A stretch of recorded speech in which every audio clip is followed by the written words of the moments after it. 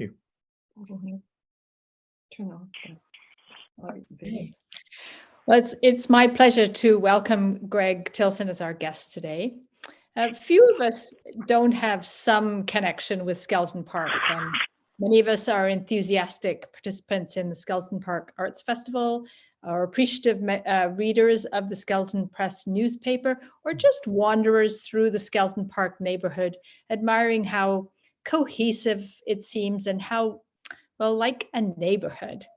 And we are privileged to have Greg with us to tell us more about how this corner of Kingston is creating and fostering community through the arts and building a community that is accessible, inclusive, and creative.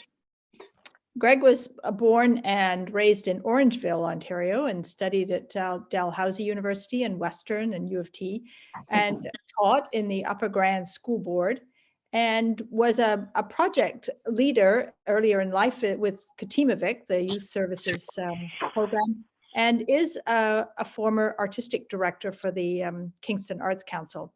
And presently, as you know, he is the artistic director of the Skeleton Park Arts Festival and co-editor of the Skeleton Press neighborhood newspaper and a member of the music collective, the Gertrudes. So we welcome you, Greg, and we're very pleased that you are able to join us. Thank you, Juliet. That was a lovely introduction. Also, thanks to Bruce for setting me up today for this presentation. Like I mentioned, I think I'm going to aim for just over a half an hour presentation because I'm really keen to speak with you. If there are questions, I'd love to learn more about what everyone does in this discussion. I think in terms of some of the churches that are representative, I'm probably most familiar with the Spire.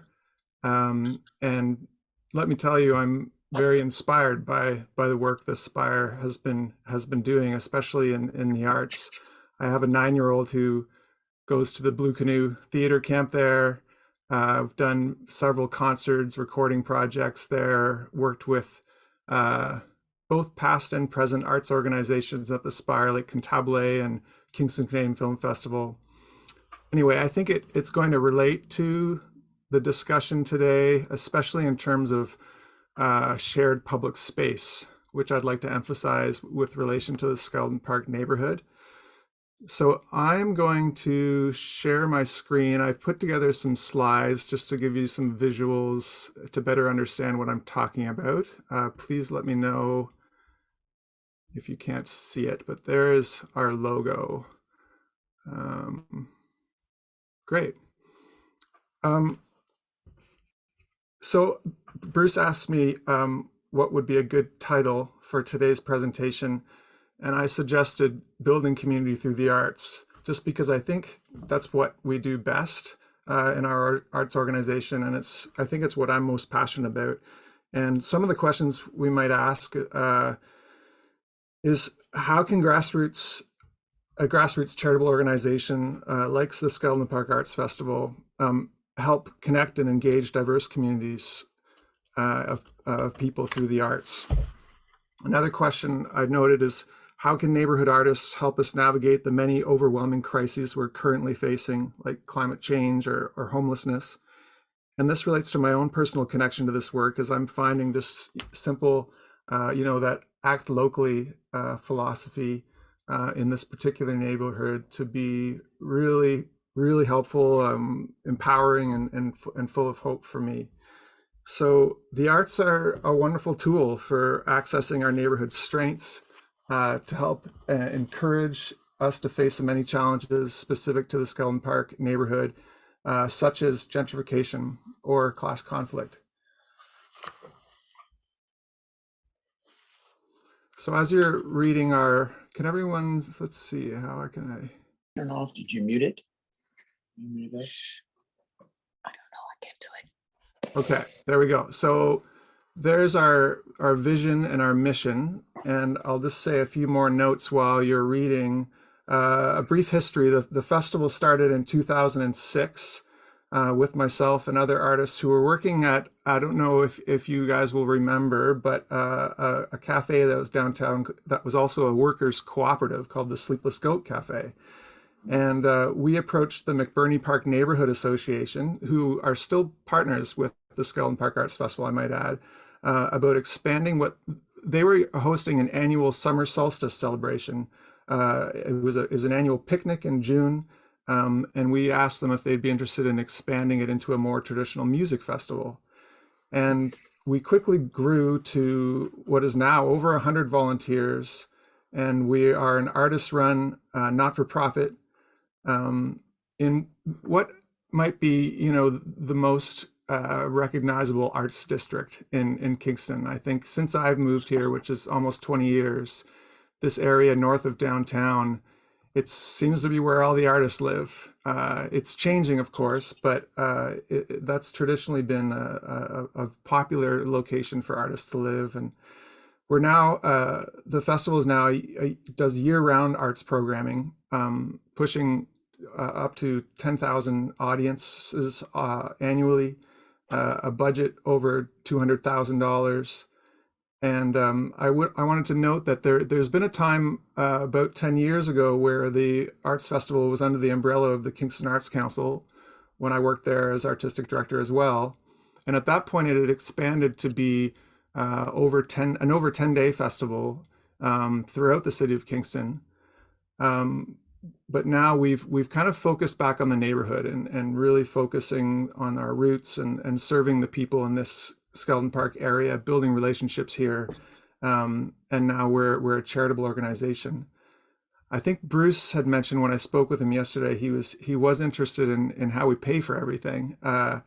And I will say that the revenue streams, Bruce, are primarily government funded. We apply for grants, and our biggest funders are the Ministry of Heritage, the Canada Council for the Arts, the Ontario Arts Council, and the City of Kingston Arts Fund. And that's how we do it. That's how we make everything free and accessible and throughout the year. So here's our leadership, which is really a talented group of individuals with diverse skills and backgrounds. You can see Marty McDermott, our president, a local artist, Clark Mackey, a filmmaker, former professor at Queen's University in the Department of Film, Kristen Mariah, a current professor at the Queen's University, and Jill Glatt, our treasurer, who is a teacher here in Kingston at Molly Brant and Central Public School. And I'm the one paid staff person.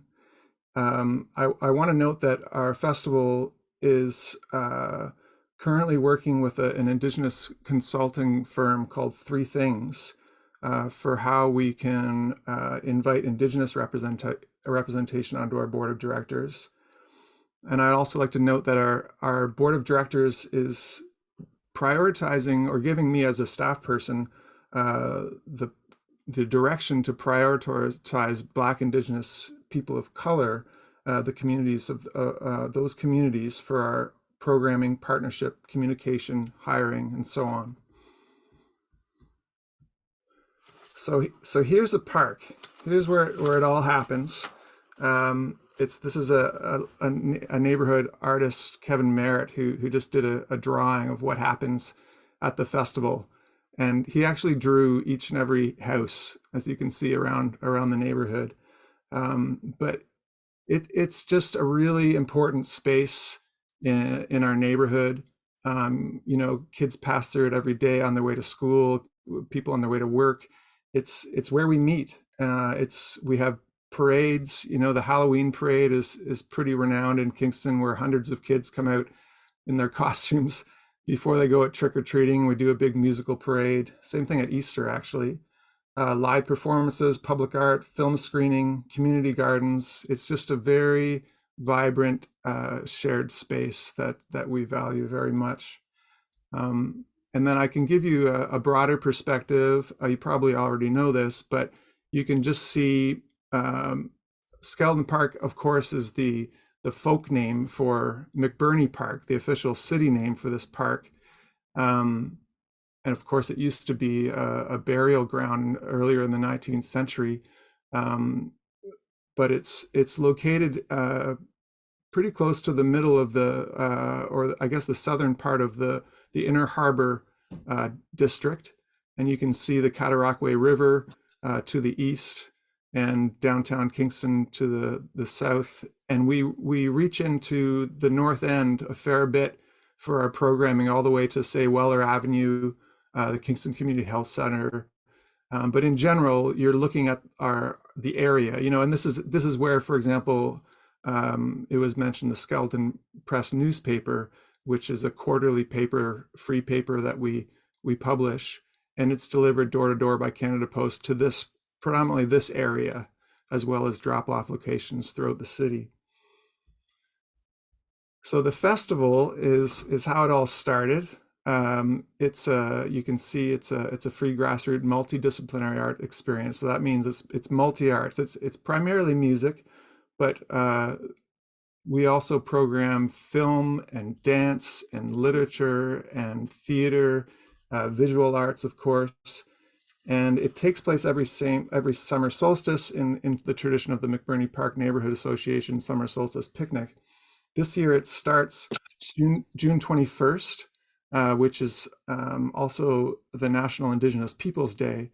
And we'll be meeting and working with the local chapter of the National Indigenous Peoples Day Committee to present an Indigenous scholar, musician, and artist, Leanne Bedamosake Simpson, at the screening room just downtown on that day. And it will run from June 21st to June 25th. Other venues will include a new venue down close to the river called the Broom Factory. You may remember it as the old Bailey Broom Factory, where actually our Kingston's new music commissioner, Moira DeMorest, is working. And I'll just give you some past highlights of musicians and artists who we've hosted to give you a sense of the diversity of our program, including the renowned Inuit throat singer Tenya Tagaq, who we presented both in the park and at another performance at St. Andrew's Church on Clergy Street. Of course, our local hero Sarah Harmer, has performed at the festival and was our treasurer for a number of years. The late Indigenous poet Lee Miracle, a Halifax Canadian rock band called Sloan. You may remember John Sebastian, formerly of the 1960s rock band Love and Spoonful, who we presented at one's festival at the Grand Theater. And John was of course, Zal Yanofsky at Chez Piggy, who founded that restaurant, was the guitar player for that band. And then last year, Juno Award-winning rapper Shad and iconic singer-songwriter in Canada Ron Sexsmith were people who we programmed. So that gives you an idea of the type of programming we're doing. Here's our parade band last year. They led us through the streets in the park and then did a main stage performance. They're called the Urban Science Brass Band, and they're out of Montreal.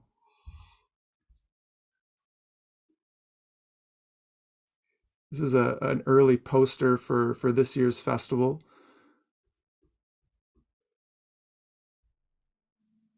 Here's the festival in all its glory in the beginning of the summer in June. It's the main stage there. So one of the themes I want to talk about is access to the arts, and how can we make it easy to access art, maybe in contrast to what you may be more familiar with, like traditional theaters where that people may or not be able to get to or purchase a ticket for.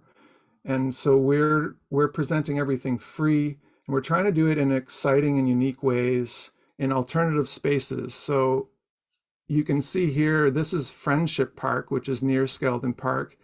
And we worked with a local artist and many filmmakers to not do your average film screening. People actually lay down in the park and watch the movies on this floating screen with gigantic helium balloons. So I think that's a fun example of just the type of ways that we're doing things differently to inspire and excite people, but also make it just easy to get to and easy to join in. Here's another fun example of, taking musicians to the neighborhood pool and presenting live music for an aquafit class, and having the aquafit instructor, have this live rhythm section, and banjo and tuba and fiddle. It was just a hit, and we've been doing that ever since. So these are examples of an important principle where we try to take our programming, our offering, to where the people are, as opposed to waiting for them to come to us. That's an important principle for us. So here's another shot of the same film screening concept, by Don Maynard is the artist's name. And this is down, you may recognize the woolen mill. And this is, in past years, it's been almost a political act, programming down in Douglas Fleur Park, including this giant puppet show that we worked with Calliope Collective to present to people that were visiting the park. And animating that space was especially significant for us because the community was rallying to save the park from having a road put through it called the Wellington Street Extension. And from my experience in Kingston, it's been one of the most inspiring kind of community action work that I've ever experienced. The way that the neighborhood especially rallied to be successful in having the city remove that proposed Wellington Street extension from the official plan, so that this beautiful riverside park can be maintained in its natural state and not have cars driving through it. So here's kind of a wild photo. You'll forgive me for just the craziness going on in this photo, but again, we do parades. We do something that's called a porch jazz parade, which is so fun, and so the neighborhood loves it. Where we program live jazz bands on people's front porches, and so you go to whatever house is the live music is happening, and then a parade band you can see led by Spencer Evans here, and Sylvain Gagnon, and Oscar Evans, Spencer's son, Roger James, some of you may know. And, there are the giant puppets again, but, literally taking arts to people's front doorsteps. And the participation, of course, people join in the parade, they bring their shakers, they bring their musical instruments. And it just, the neighborhood, like that, that started probably about 10 years ago, this particular program. But the neighborhood, they feel like they own it, it's theirs. And it really, talk about getting to know your neighbors. Like it's a really fun event that I think really captures the spirit of what we're trying to do. The Skeleton Park Arts Festival is trying to do. Closing streets is another big one. This is Sydenham Street, and the DBIA has been trying to animate that space. You've probably been following some of the news of the city of Kingston, seriously considering creating downtown pedestrian-only streets all year round. And we're excited about that. And we find that the residents in our neighborhood really respond to the feeling of kind of taking back the streets. It's exciting and it's fun to be able to close a street and do programming on it and bring the neighborhood out into the street. And so there's some neighborhood stilt walkers. We do a school street safety program in front of Central Public School, also on Sydenham Street, where every morning and afternoon for drop off and pickup of students, the street is closed. Here's an example of just a pop-up workshop in Skeleton Park with a dance collective called Movement Market that was creating some props here for a workshop. And then actually these dancers here, again, we're back in the streets. I think that was a workshop that just was, people could stop by and learn some simple dance choreography in Skeleton Park. And then there was a live performance in the streets that's on Patrick Street, at the top of the Patrick Street hill. And yeah, again, you can see, kids, all different ages, all different kinds of people just dancing together. So it's very much what we're doing, and a way of building community, getting people from all different backgrounds, creating art together. This is a children's steel drum band outside what is now Daughter's corner store at the corner of John and Patrick, a wonderful corner store. If you get a chance to stop by, it's new within the last few years, and it's excellent. So this is the newspaper that was mentioned, and I must admit it's what I'm spending most of my time these days doing. It's only a quarterly newspaper, but it's about 40 pages, and the unique thing about it is that it's just neighborhood people. Like, it's not like we have a roster of professional writers. We certainly are not short of professional writers in this neighborhood, but we're trying to just intentionally have many different voices, young and old, all different background, races, ethnicities, class, to just share their stories about the neighborhood. You can see it's kind of faint there, but basically we were noticing, and I'm sure you have too, the polarizing, often in negative ways, effects of social media. And so, especially on the McBurney Park Neighborhood Association Facebook page, we were just noticing some unhealthy discussions in a way that was not bringing people together. It was actually separating people in hurtful ways. And that's just, I think, the effect of social media. And so we did something that was kind of radical, in that I don't think many people are really starting up hard copy newspapers these days. And that's what we did. And it was in part in response to the pandemic and COVID, because we couldn't do the in-person programming. And that, having this, because we're a grassroots organization that's like you've been seeing, like in the streets and the parks, and we're very versatile. And so we could kind of pivot in this way to continue to pay artists and writers to create a newspaper. And people love it. It's now delivered, like I said, door to door to over 6,000 people in the Skeldon Park area, as well as drop-offs like Novel Idea or the Elm Cafe, or homeless shelters, churches, schools. And it's just a wonderful way to be a bit more intentional, to hear the voices of many diverse groups of people, especially marginalized groups. So that's the Skeldon Press newspaper, which I would be happy to chat about more in our Q&A.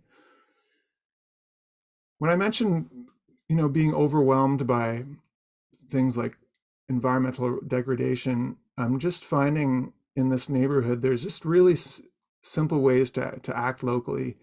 And one of the big successes is the work we do with waste diversion. The festival is super proud that, despite bringing thousands of people into the park, this is going to be hard to believe, but we only create one bag of garbage at the festival every year. You can see the strategies there for how we do it, but basically it's, as you can see by this photo of Gabby, Neil, and Mark, it's just neighborhood people who are invested in working with the food vendors to ensure they're not creating too much packaging.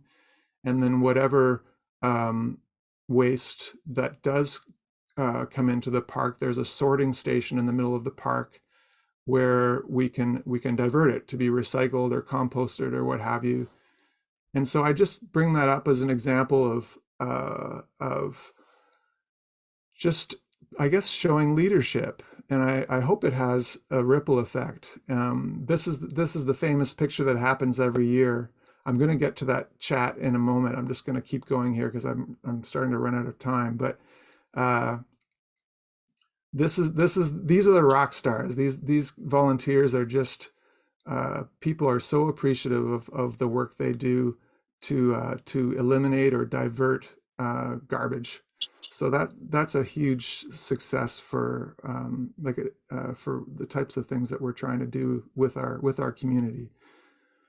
Um, Film is a very powerful medium in the arts for storytelling, as you all know, and we've been getting involved with creating documentaries.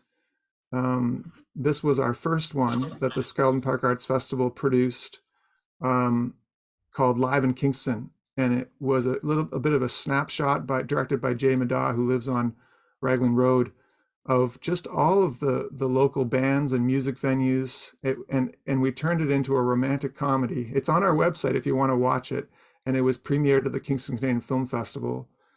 We did another one about the poetry community called Who is Bruce Kaufman? And this is our most recent one. The English translation for this Indigenous title is called Land and Language, co-directed by a settler filmmaker named Josh Lyon, who lives in the neighborhood, and an Indigenous filmmaker named Shelby Lisk, who has roots in Tyndonega. And we worked with the Kingston Cataraqui Indigenous Languages Nest to document the important work that this inspiring organization is doing to help with the revitalization of Indigenous languages.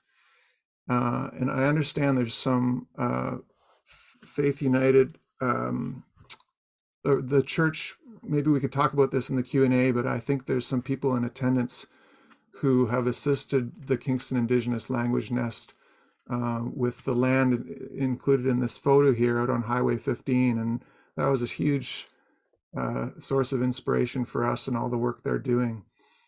So yeah, film is big, and it's such an easy way to bring people together. And for the premiere of that film, the Land and Language film, many different Indigenous groups and individuals came into the screening room downtown, our neighborhood movie theater, and we not only watched the film, but we watched short films by other Indigenous filmmakers. There was a drumming ceremony.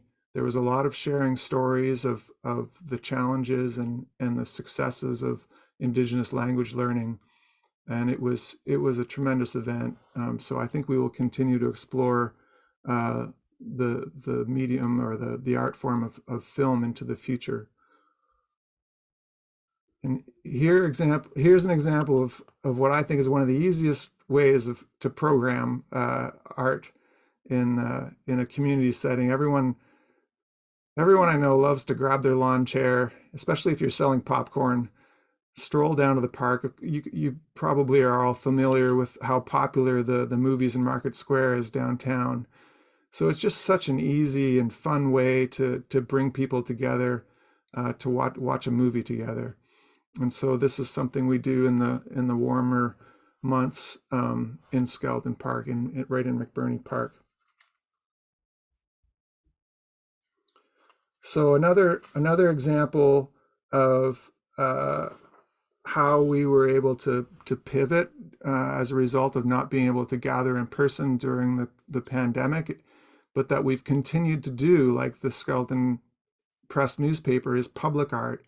We've always done it, but this was an exhibition called Next Door, which highlighted local artists over a number of years who exhibited literally on front lawns. And this one that I'm pointing to here is Chantal Rousseau's work, where she hung her paintings in a tree on Charles Street. Here is a house, Diane Black's house, the artist's house, and she wrapped her house in a gigantic ribbon with sculptures of fish. There's a picture of Jocelyn Purdy, the former director of the Union Gallery, and her house is on Bagot Street, and you can see the sculptures that she hung and lit up in her front window. Here's our stilt walkers, our neighborhood stilt walkers, and there was a wood cutting exhibit throughout that area of Skeldon Park, where there was representations of these beautiful old maple trees that are kind of at the end of their life cycle.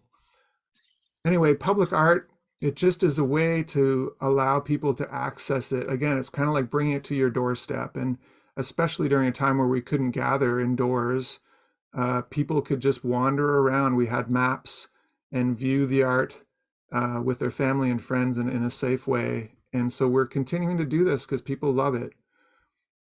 Here's another example of that principle of bringing art to the people. You know, not everyone is like, poetry is a tricky thing to program. You know, not everyone gets excited about poetry like some of you might, and I do.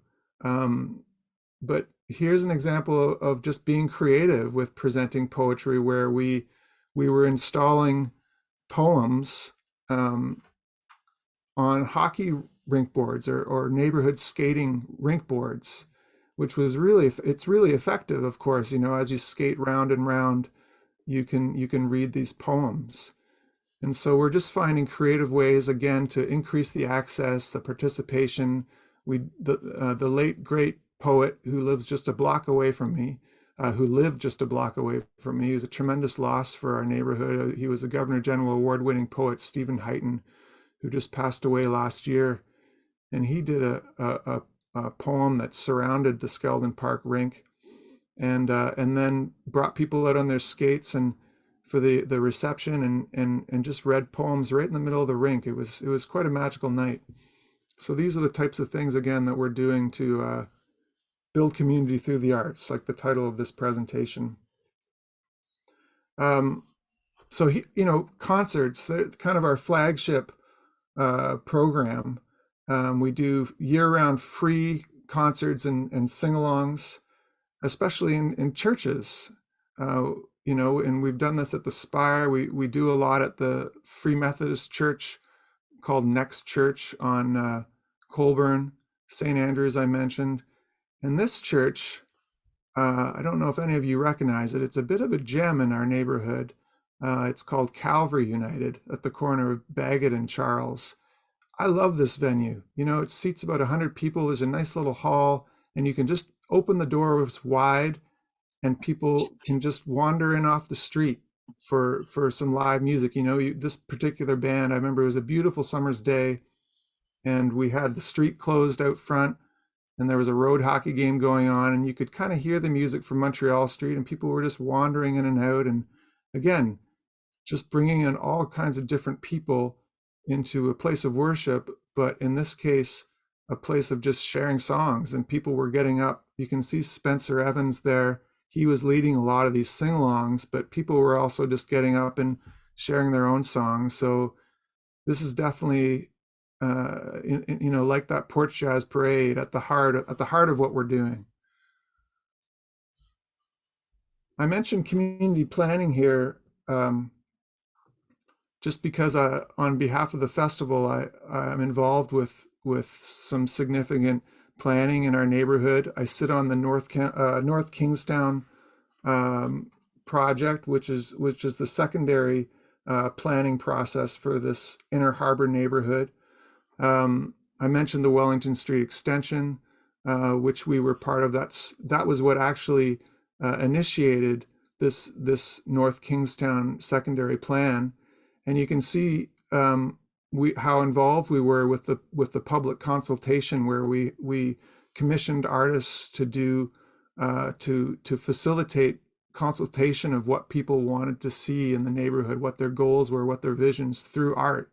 And we had, you know, live music down in the park where people could come and see the plans of the city planners. And so we're involved in that element of the city of Kingston as well, like where the arts can overlap with important city planning processes. I think one of your, I'm not sure if he's here today, but one of the people who join your group, Michael Cook, and I sit on a working group that's been addressing the homeless, the housing crisis. And we're working with representatives from the Sisters of Providence of how to repurpose Providence Manor, which is a very exciting project.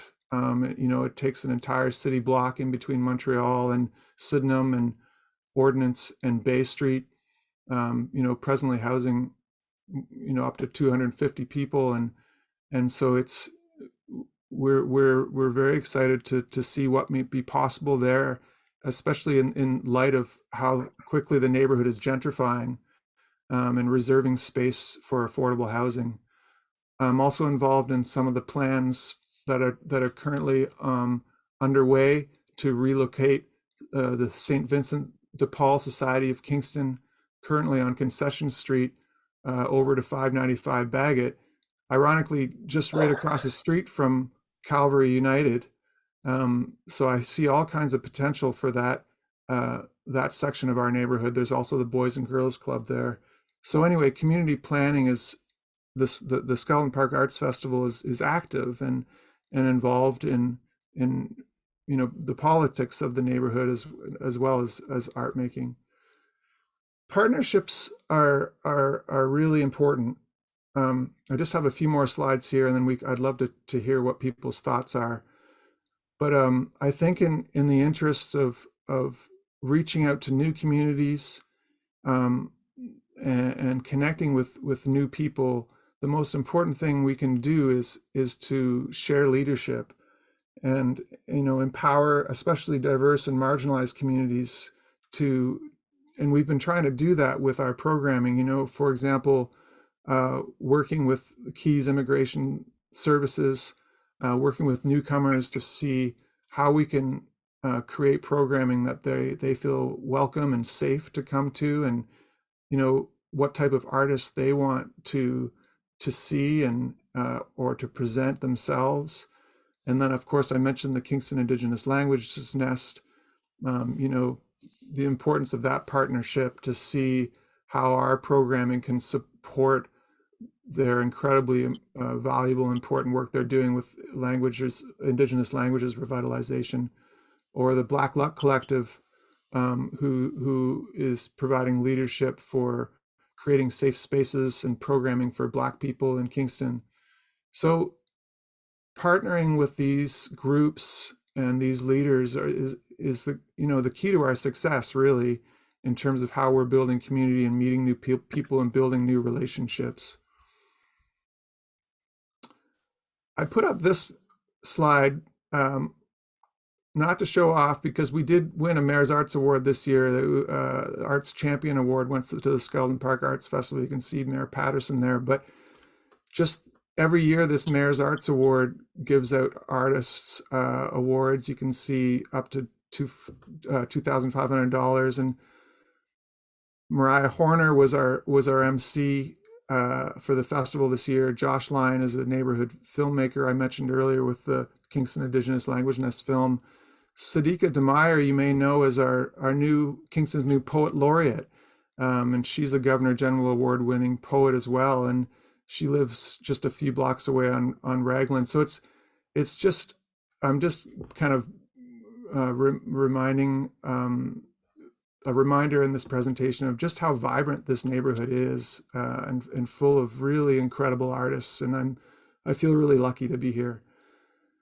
So I think I'll wrap up there. I hope you've enjoyed the slides. In conclusion, with a couple of great festival photos here, you can see Sharon and Bram of the former Sharon, Lois, and Bram performing for children and families in Skeleton Park there from our main stage. Here's we do square dances, just a wonderful shot of people dancing together joyously in the park. And yeah, I hope you agree that it's amazing to what extent the arts can play in community building and connecting diverse groups of people, like I said. And additionally, I hope communities like all of the folks represented today in this meeting can see the value of arts as a tool for helping to navigate together the many challenges facing our neighborhood, and into the future. I do have one more slide here. I lied. Our secretary, Clark Mackey, on our board of directors, wrote a wonderful book that's kind of a Bible for our festival. Just that it speaks to a lot of the principles that I've been talking about. How can we engage and empower the artist in all of us? It's kind of in contrast to what is a bit of a threat to our communities, a more passive or apathetic arts consumer type approach, which I think leads to weak arts communities. And so Clark's book is all about the vernacular culture, how we can celebrate all the ways that we create arts, each and every one of us. Let's stop there, I think. There you are. Okay, well, thank you for listening, everyone. I hope I made a little bit of sense, and I would love to hear your experiences, or if anyone has questions about the type of programming or the type of work that we're doing, I would love to chat. And I do have another quote before we go, Bruce, but I'll turn it over to you. Thank you very much. Wow. Thank you. That's a lot. So somebody must have some comment they want to make, or a question like that. Thank you very much, Greg. That's wonderful. Marilyn Hoffman. Remember to unmute yourself. I really enjoyed your presentation. It was excellent. And it reminded me of having attended the porch parade a number of years ago. What a great experience. And I'm assuming you're on Facebook, so I can follow what's going on, because since then I haven't been aware of goings on. Perhaps I haven't read the WIG thoroughly enough. But thank you so much for the presentation. You've certainly engaged me. I don't live in the neighborhood, but I'm not that far away. I'm near the Kingston Center, and I'll certainly be attending some future events. Thanks, Marilyn. I'm so glad you made it to the Porch Jazz Parade. Like I said, it really captures the spirit of what we're trying to do here. And you're right, it hasn't been happening for, as you know, the reasons why over the last couple of years. But we're definitely going to bring it back. And you bring up an interesting point, which I'm sure relates to all the churches represented here today, is the role of communication in community building. And social media only reaches so many people. Word of mouth is the best, of course, and I think that's why we're having such a profound experience with this neighborhood newspaper that's delivered door to door, because it's just a like I said, an old school way of sharing our stories. But yeah, that it's a really good topic, is when you're building community, how do you communicate what you're doing in a way that it reaches everyone? Definitely applies to newcomers, people of different languages, people in the North End. I remember going to programming at the Kingston Community Health Center on Weller Avenue and doing some programming for some young kids who were of lower social economic families. And there were kids in that group that had never been south of Princess Street. And it was just a powerful reminder for me that, you have to go to where people are if you're going to connect with people, especially marginalized groups. And it's not fair to wait and expect them to come to you. And that's why I'm so lucky that we have that versatility as an organization to do that, because I think it's essential if we're going to connect with people.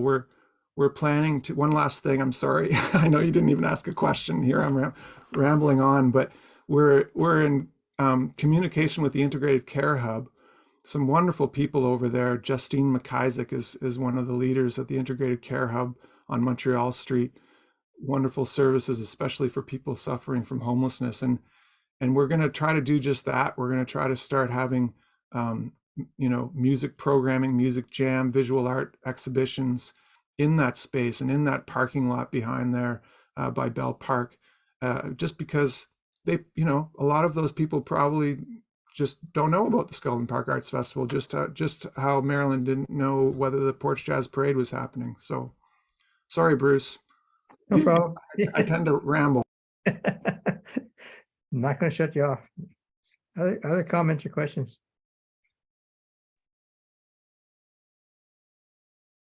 Bruce, you spoke of the increasing gentrification of the neighborhood. Do you see that as as a threat to the arts festival and the community, and what can you do about it? Thank you, James. It's the hot topic in our neighborhood, and you see it in other centers, across the province, across the country. We're in a housing crisis, and for better or for worse, I'm not going to ignore the role that we play in making this a highly sought after neighborhood.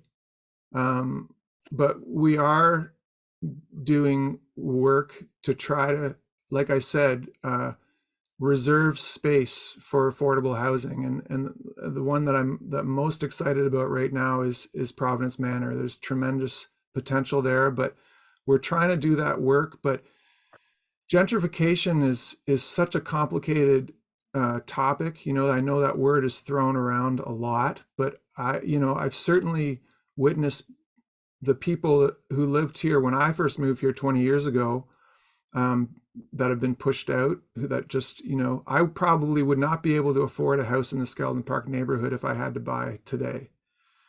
And that's a disturbing thought. I plan to be here the rest of my life. But, I don't have much to say about what you're saying, but I think some of the principles of what we've been talking about in this presentation, shared spaces, that image over at Calvary United Church, I think is a powerful one. Like, how can we just create these common spaces where people can get together from all different classes, all different backgrounds? And then, of course, we need to work harder at creating more affordable housing. That's, everyone knows that. It's what most of the councillors and the mayor campaigned on. So we're certainly, it's at our forefront. It's a priority for all the things we do to think about people that can no longer afford to live here and how we address that problem. I hope that's helpful. I didn't really answer your question, but I'm glad you brought it up because it's so important. Juliet? Could I ask a question? How is your organization supported financially? Where does the support come from to make all these wonderful things happen? Yeah, great question. Actually, I think I can bring up a slide here, just to kind of give a sense of some numbers. You can see some expenses there, but in terms of revenues, we're getting a lot of funding from government. So there's Canadian Heritage, Canada Council for the Arts. I will say that it's not balanced. There's definitely a lot of room for improvement. I think that we rely too much on government funding. I mean, we're successful at it because I think they see the value in what we're doing and want to support what we're doing.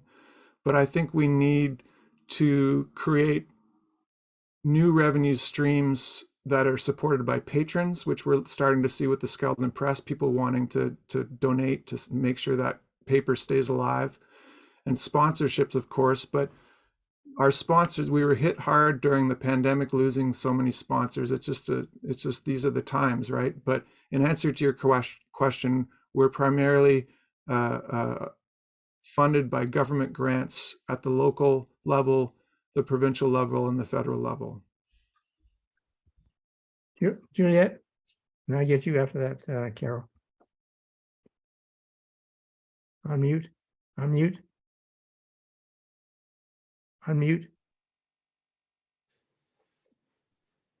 Yeah, I had the same question as Jim's, but I have another one, and it's ill formulated. But here's the conundrum that I see.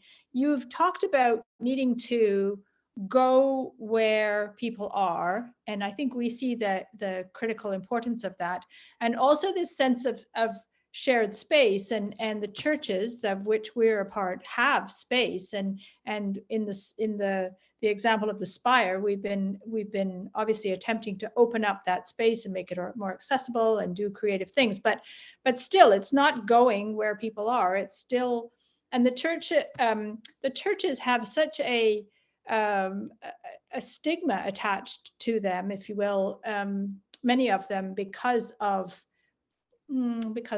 all kinds of reasons. But how do you balance that and overcome that conundrum? Great question. Thank you for that. These are all great questions. And I mean, the beauty of Kingston, there's so many churches. Yeah, I mean, right. as an arts programmer, I'm in a good place because these are wonderful venues for programming the arts. And so, I alluded to that we're able to program throughout the neighborhood, in churches, and in general having really good relationships that way. I talked to Bruce about our concern about a church like Calvary United.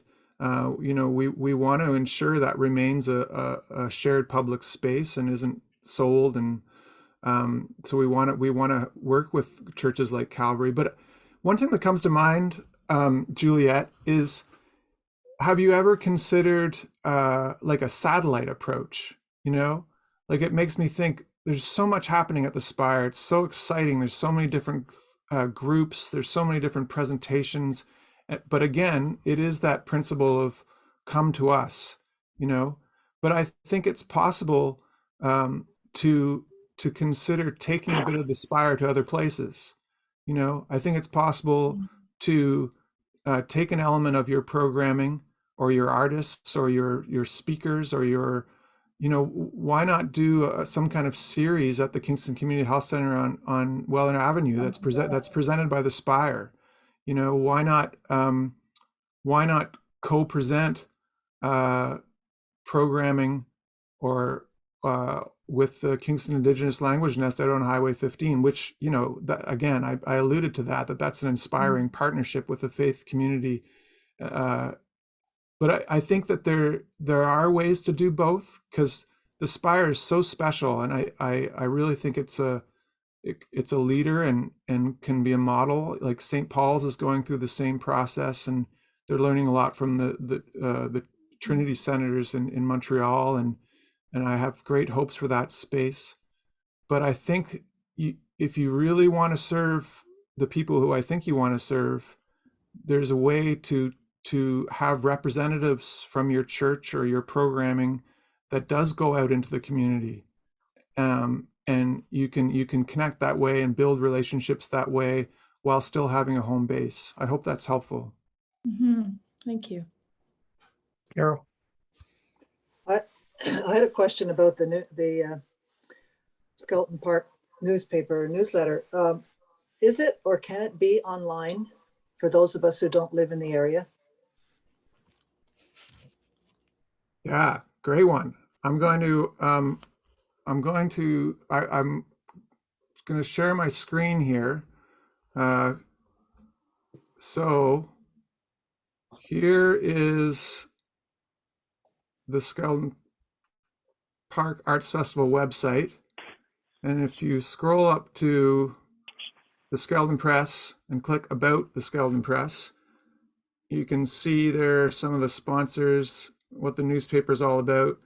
And then we've archived all of the past newspapers here. So there's our first issue back in 2019. It was quite small, and now it's grown to be, like I said, 30, 40 pages. So you can click on these and read them online. Thank you. Thank you. No, I'm glad you asked that, because I don't think, again, it's a communication thing, but I don't think people know that they are available online. But we wait until the hard copy has been distributed. Like right now, you can pick up the most recent issue at Novel Idea or the Kingston Community Credit Union or places like that downtown. And but we want to wait, and because we don't want people to go online. We want people to get the hard copies and talk about them and share them in the cafes and schools and churches, and so we want it primarily to be a hard copy newspaper that people interact with and talk with each other about, as opposed to something that you just go online in a more isolated way at home. So you won't see the most recent issue online for quite a while. You got to go out and get it. Thank you. Maybe we'll find a distribution center in the East End. Okay, okay. But next time you're downtown, go to the Novel Idea to pick one up. Thank you. They're free. You're welcome. Thanks for the question. Any other questions for Greg? I do have a quote here that I just read from yesterday's Globe. Do I have time for that? We have 1 minute left. Or you probably want to do concluding comment there, Bruce. Maybe I'll send it out by email. We'll go with Eileen. Want to say something? Oh, I'm sorry. I just wanted to say that the Sydenham Street Church has an email that goes out on Thursdays. And if you had something that you wanted to tell us about activities at Skelton Park, it would be widely distributed in our church. There we go. Aline is putting in action our principle here of partnerships and communication. I will definitely do that. So I assume I'll just go to the Spire website, the Sydenham Church website, and send an email. Yeah. Jack Soul, I think, is on here somewhere, and he is our editor, so you might speak to him. Okay, thank you for that. Hey, Greg, you make your final comments. Okay, well, in yesterday's Globe and Mail, there was an opinion piece by Julia Appel, and it just relates to this notion of shared spaces and churches in particular. So I just thought it'd be a nice closing commentary. And again, it relates to how much the Spire is inspiring me, and my concerns about Calvary Church, as I mentioned. But it says the National Trust for Canada estimated in 2019 that 9,000 religious spaces in Canada will be closed in the next decade, roughly a third of all faith-owned buildings in the country. There are many reasons for this, including a decline in religious affiliation, increases in property costs, and geographic and generational shifts. And at the very end of a congregation's financial life, their building might no longer be salvageable, and it might be sold simply to pay debts. There is a stage before that, though, when a congregation can do the math to realize their shrinking membership will never fund badly needed future renovations. It may feel like a failure, but that's precisely when the choice can be made. Do we continue on hoping for a miracle, sacrificing our potential future in order to maintain the congregation exactly as it has always been? Or do we, yes, grieve the loss of the congregation as we knew it, but then re-envision what its future might be with courage and creativity? A growing number of organizations are addressing precisely this. These range from Trinity Centers Foundation, which I noted St. Paul's is working with, St. Paul's Anglican, the United Church of Canada's efforts through Kindred Works. Faith properties have been leveraged to become low-income rental spaces for service organizations, multi-faith collaborations with upstart congregations. Here's the big one, housing for low-income or high-income residents, and in one case, a rehearsal space for nonprofit circus troupe.